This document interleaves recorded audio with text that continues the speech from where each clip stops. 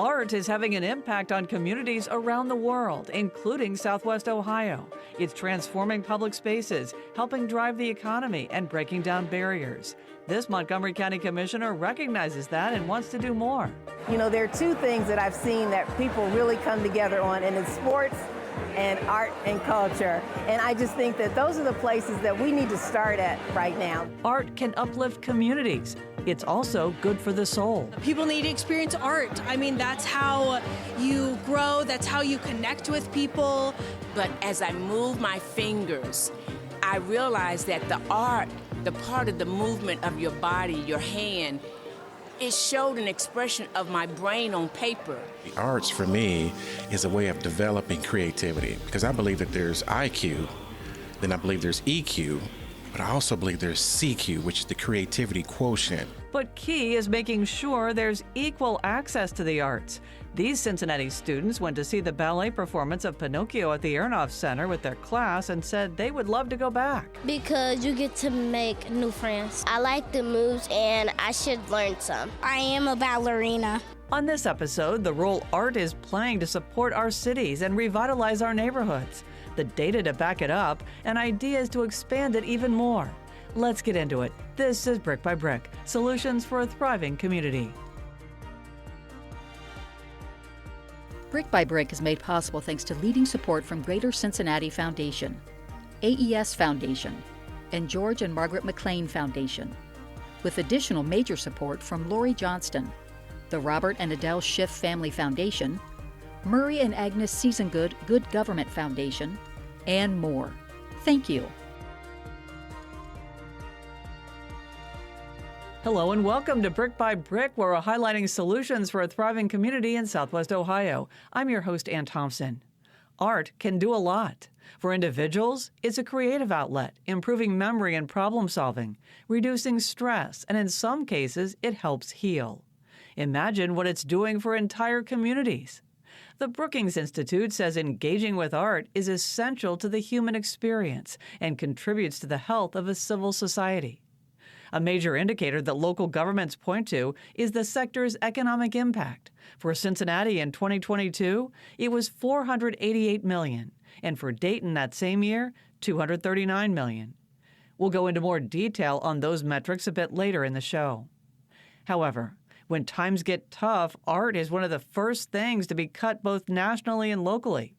In this episode, we focus on the solution of bringing arts to the community, the limitations, as well as what a difference data shows it can make. Let's begin with Montgomery County Commissioner Mary McDonald, who is a champion for the arts. While mayor of Trotwood, she oversaw the renovation and reopening of the Community and Cultural Arts Center. It has the potential to spur other development. For example, there's a lot of music history in Trotwood, and the Funk Music Hall of Fame has plans to open in the old Sears Center. Brick by Brick will keep an eye on that. Meanwhile, Mary McDonald hasn't slowed down. As county commissioner, she describes the arts this way. I think what it does, it builds identity. It builds a caring atmosphere. It shows our children that we care about the integrity of our community. It matters that we celebrate the uniqueness of every community, and it just absolutely just brings us together as people. This month, she put together the inaugural Montgomery County Arts Forum to strengthen local culture in Dayton and beyond. It brought together organizations and thought leaders from across the area and included presentations on art as a social action and how businesses champion the arts. And I think the business people that are here today, I'm hoping that they will see and recognize the importance of it. And over the years, I've noticed that when we've looked at our budget, be it the city and the county, we often look at things that we may have to look at putting less dollars in. And typically, it's things like arts and culture. And I want to bring that back up to the level that it should be, simply because it is the beginning and the foundation of a community. One way Montgomery County is doing that is by sponsoring the entire funk season at the Levitt Pavilion. Brick by Brick, Samiko Moore has noticed the impact this Dayton green space is having with its free concerts, not only bringing people together, but catching the attention of developers.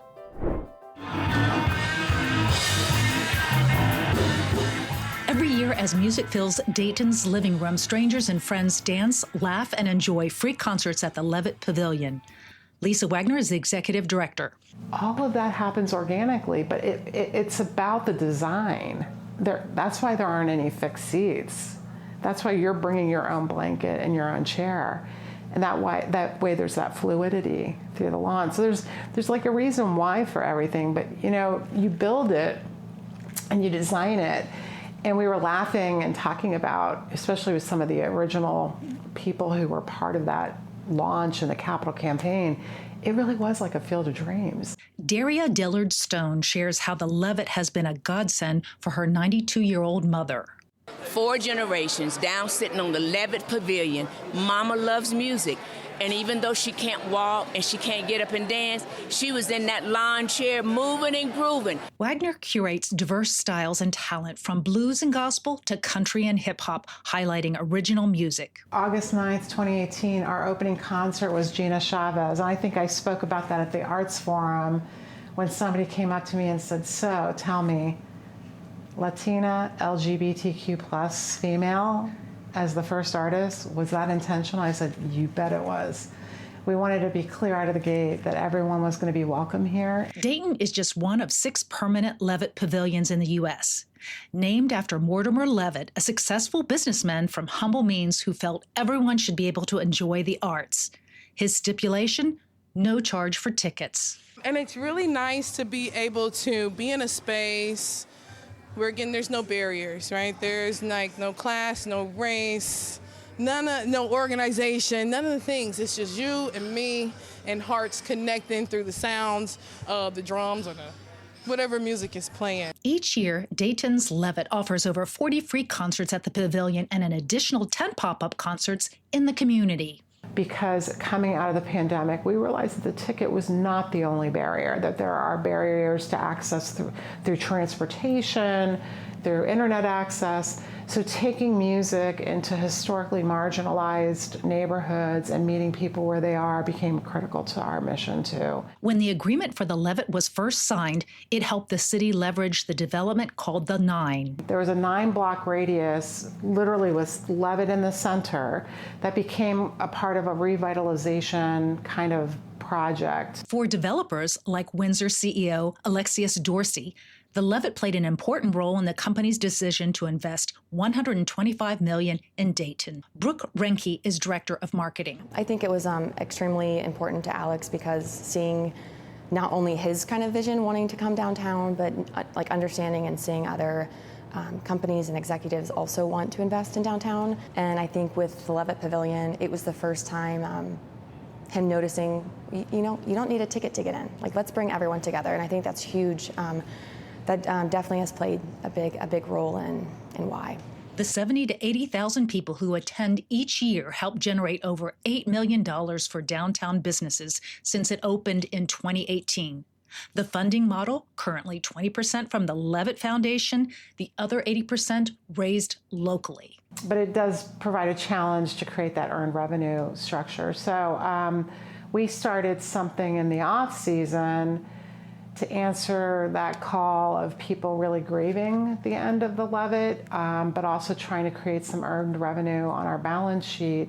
And it's called Up Close, and it's a secret concert in a secret location with secret artists. The 20% Levitt Foundation funding level, which was originally set for 50 years, will actually sunset in 2041, adding potential new challenges on the horizon. We knew that there was an expiration date of that relationship, but now it kind of had been expedited. We as an organization made a concerted effort that we were going to start an endowment, so that in the end we're hoping to replace the Levitt Family Foundation with that endowment in a draw that would equal $200,000 a year, right? Because that's what it is. For Montgomery County Commissioner Mary McDonald, the arts continue to be a vital part of the infrastructure, as she expressed in the first Montgomery County Arts Forum this year. Arts are not a luxury, they are an economic development driver.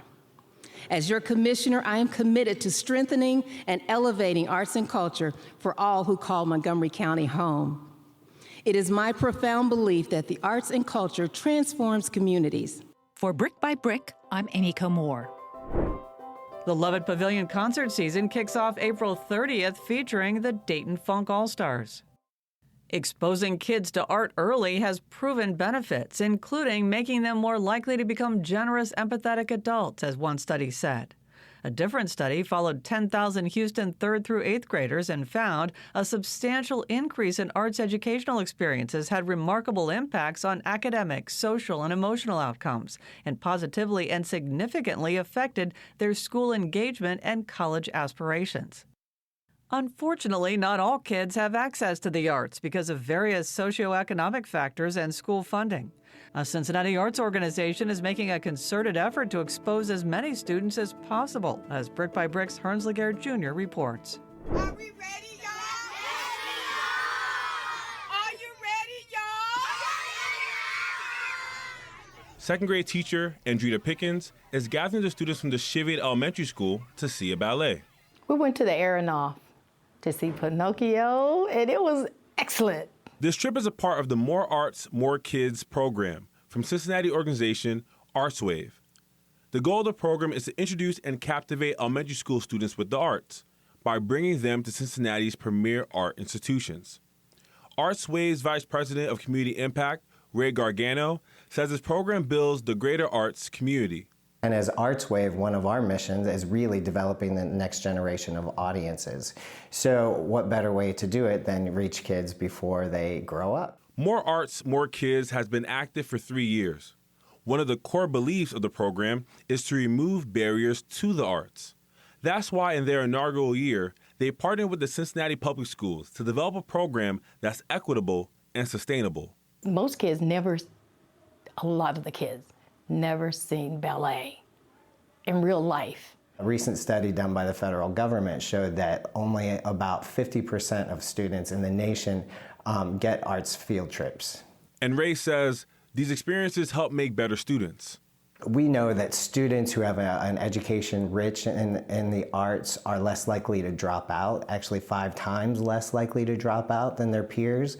We know that students that have had music and art all through their education score higher on their SATs, some up to 150 points.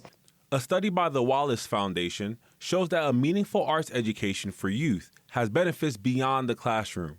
The arts provide empathy, all of those social emotional skills, putting yourself in others' shoes, finding that perspective, connecting with others. Youth who have a rich arts education really become more civic minded, they become better voters, they're engaged in the community, and even before they graduate from high school, they become more engaged in their school days.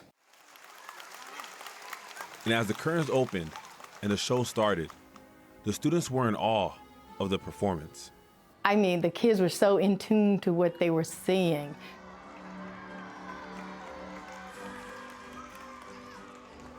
But we had one little ballerina that was in our midst, and she was like, oh, she was retelling the story and everything, you know, using the tools that we use here at school. So that was wonderful. But the sight of their faces, you know, that was priceless. After the finale, I asked some of the students about their thoughts on the show. Ocean White wants to go back to the ballet because you get to make new friends. Clea Johnson loved the choreography. I like the moves and I should learn some. And one day when you get tickets to see the Cincinnati Ballet, you might see Ava Shabazz. I am a ballerina. Ooh, okay. So you might be on that stage one day. Yes. Okay, cool, awesome. These are the moments that make a lasting impact on students' lives. Some of the chaperones attested to this by recalling their own experience with the arts, like third grade teacher aide, Shelby Young. I was definitely a dancer growing up, but I was able to see that telling a story really helped me, in school. Dancing and being in arts and anything, like art or anything, I feel like it just built my confidence as a student. And I feel like it's doing that for them as well. Like a lot of them came back to school today, recreating the dances and everything, and I felt like it was amazing to see. Joe Wessels from the Cincinnati Public Schools remembers his art field trips as a kid and the teacher that instilled the appreciation of arts in him. 4th grade, I remember we got to go see the Cincinnati Symphony Orchestra. Those were some of the most exciting field trips that we got to take all year is going to see these different arts groups perform. And that has instilled in me a lifelong appreciation of the arts in Cincinnati. Some of my friends from elementary school, some of them went on to become music educators. All of us have an appreciation for the arts, and we always credit that to Sue Puffenberger, Miss Puffenberger, our music teacher from Coleraine Elementary. And Ray says his first art experience is the reason he's in the arts in the first place. I was in 9th grade in high school, and my high school English teacher, who was a drama teacher, set a script down in front of me, and she said, "You're gonna run lights for the fall play this year." I did. It changed my life, really. And here I am today working in the arts. You never know how these art experiences will affect the lives of any audience, but you'll never know if they don't have the opportunity to go. When you read a book, when you see a play, when you hear a piece of music, it transforms you and opens up a line of communication and a new world that you don't normally get if you're just sitting in a classroom every day. And how happy I am to have become a real boy. The More Arts, More Kids program currently costs about $500,000 a year to give their school partner students from 1st to 6th grade an arts field trip experience. They serve the Cincinnati Public Schools, the Ludlow Independent Schools in Northern Kentucky, Catholic Inner City Schools, the Fitton Center for the Creative Arts, and Pyramid Hill Sculpture Park and Museum in Butler County. They hope to one day reach every child in the Cincinnati region. For Brick by Brick, I'm Hearns Laguerre Jr.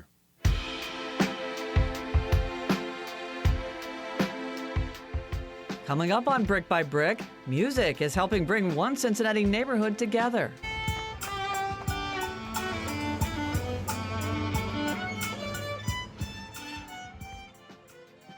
And for anyone thinking the community impact of the arts sector is soft, think again. We'll talk about the dollars and cents that are making a difference. The report identified $750 million worth of capital investment in the arts, and that yielded over $850 million in economic impact in this community. When Brick by Brick continues. Brick by Brick is made possible thanks to the generous support of so many, including Diane and Dave Moshe, P&G, the Camden Foundation, the Stephen H. Wilder Foundation, TJ and Susie Ackerman, Patty and Fred Heldman, a donation in memory of Frank and Margaret Linhart, and more. Thank you. We couldn't do this work without you.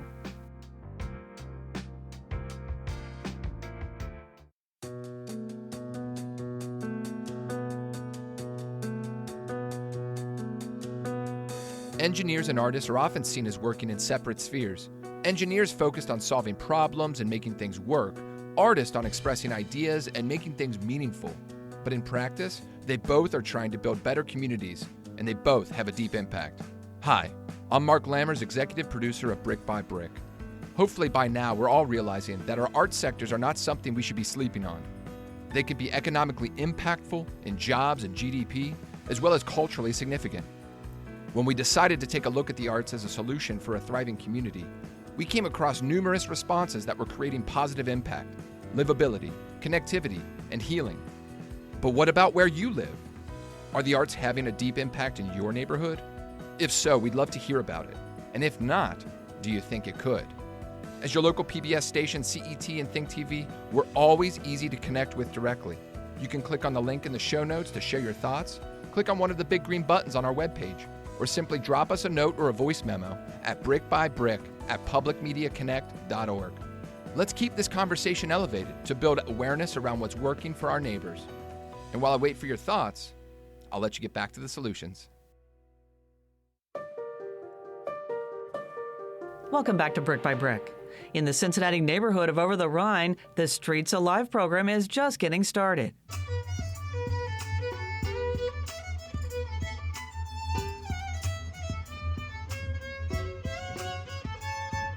It's a warm late afternoon at Ziegler Park. The pool will be open in just a few weeks, and people are strolling by a performance by well-known musician Preston Bell Charles III. Kaylee Baker walks by with her dog Tater Tot. I think it's really great. I love to see our city supporting people being creative and supporting the arts programs. And Janiyah Brown and Huzi Soiree give it a second look. It just makes me feel good just hearing this music, and it's just different than other music that I've been listening to. Yeah. For me, it's just something that calm me down, make me get into a mood to doing something. That's all for real. 3CDC and ArtsWave are responsible for Streets Alive, a program which pays buskers to perform every night this summer and fall from 5 to 7 at places like Imagination Alley, Ziegler Park, Court Street Plaza, and Government Square. ArtsWave's Ryan Strand knows art strengthens communities. We see each community, each neighborhood is so much more than just a collection of people that are living next to each other. When you add arts, when you add the human element, when you add creativity into something, those parts add up to so much more than what they are apart from each other. Strand says arts that happen every single night become part of the neighborhood.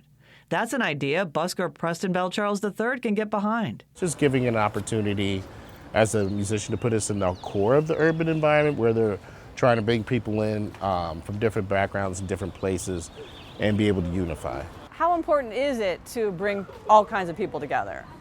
Well, a city, if you're going to have diversity of age or anything, or people want to live in a place, they need to feel comfortable, not just with the people that they grew up maybe with in the external neighborhoods before they come to downtown, but just being able to approach anybody.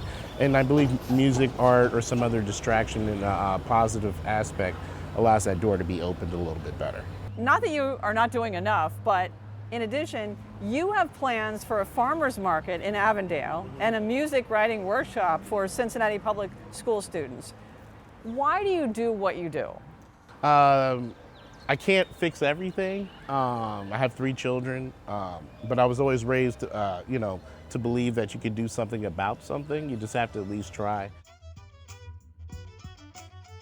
Streets Alive is going so well that it recently expanded to Government Square, Metro's downtown transit hub.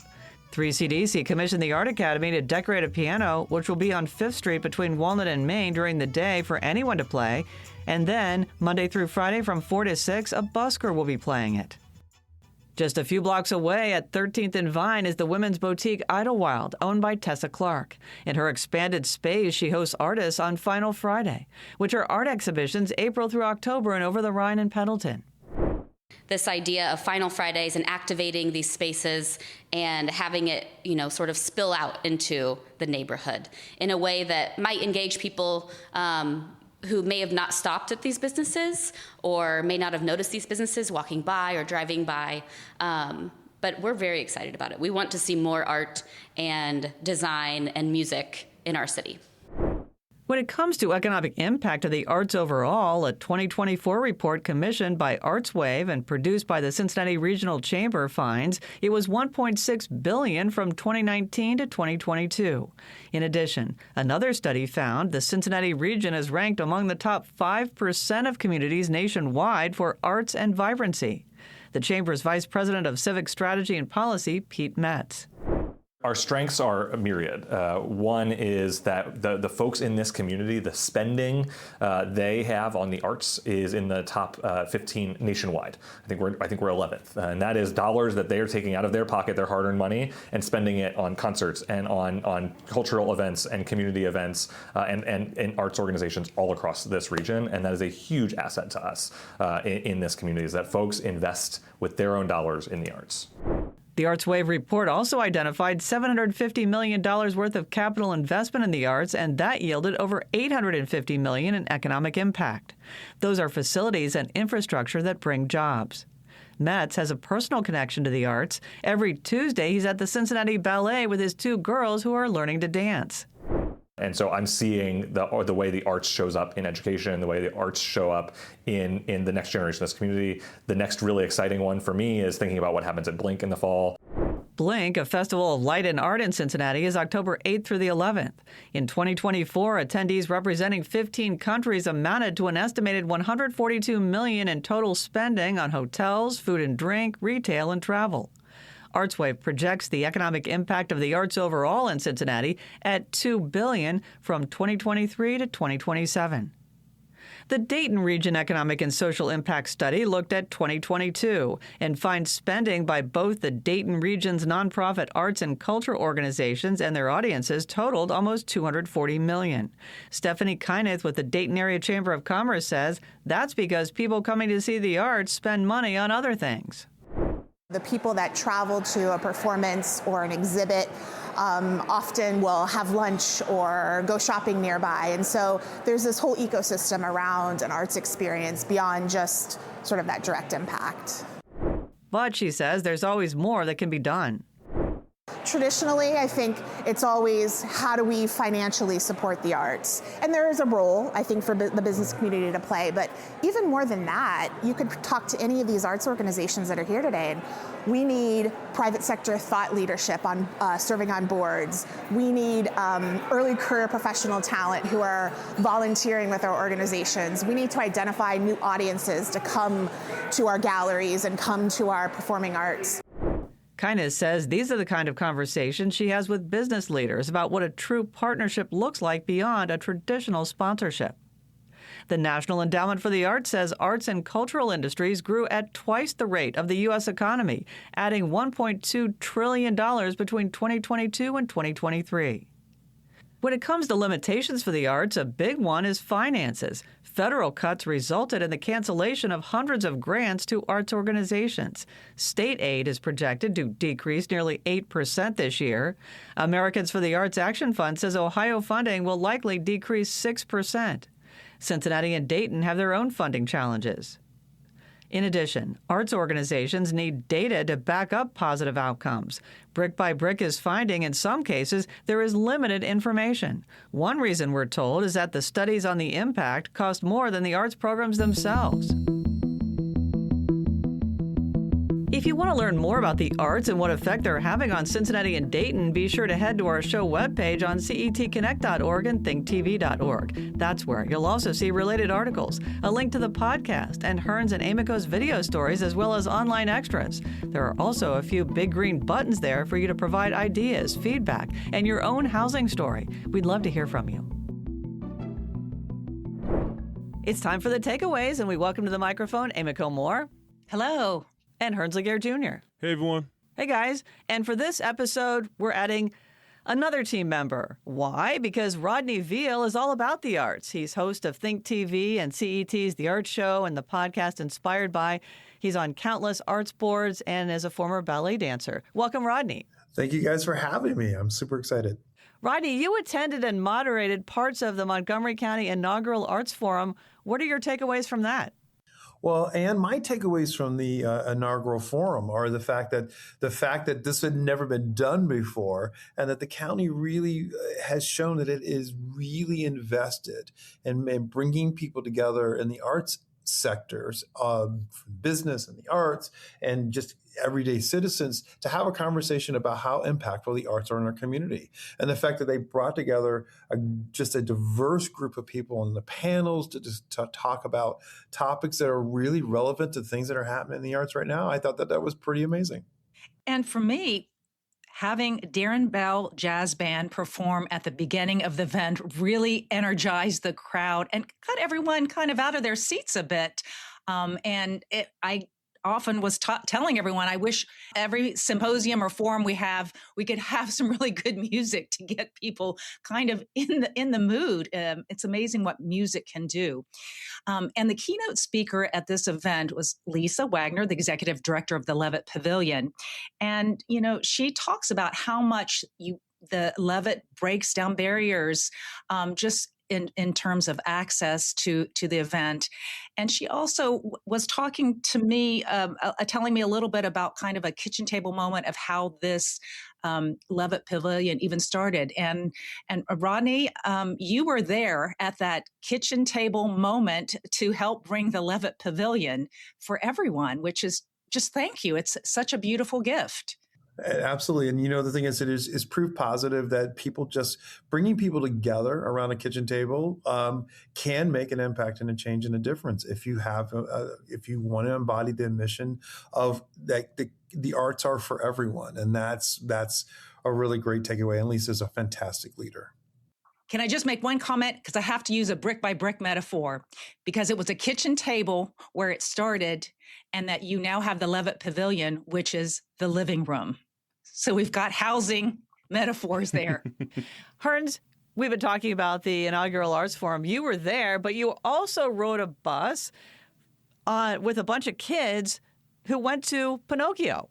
Yeah, this was part of the More Arts, More Kids initiative by ArtsWave. And honestly, it was really impactful. Being able to go to the forum and go to this, I got to see what the kids could eventually grow into in regards to their appreciation for the arts.